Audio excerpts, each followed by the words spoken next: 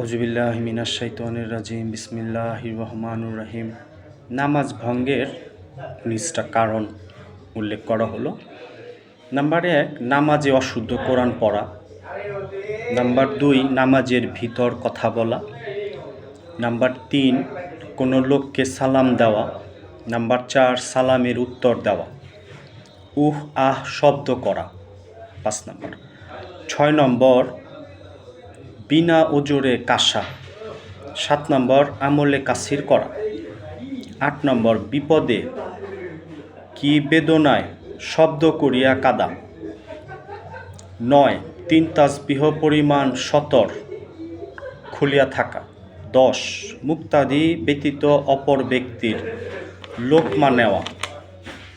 11, সুসংবাদ ও দুঃসংবাদে উত্তর দেওয়া। 12, নাপাক জায়গায় সেজদা করা। 13, কেবলার দিক হইতে সিনা ঘুরিয়া যাওয়া। 14, নামাজে কোরআন শরীফ দেখিয়া পড়া। 15, নামাজে শব্দ করিয়া হাসা। 16, নামাজে সাংসারিক কোনো বিষয় প্রার্থনা করা।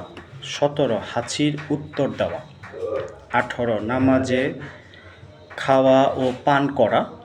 19 নাম্বার, ইমামের আগে মুক্তাদি খাড়া হওয়া।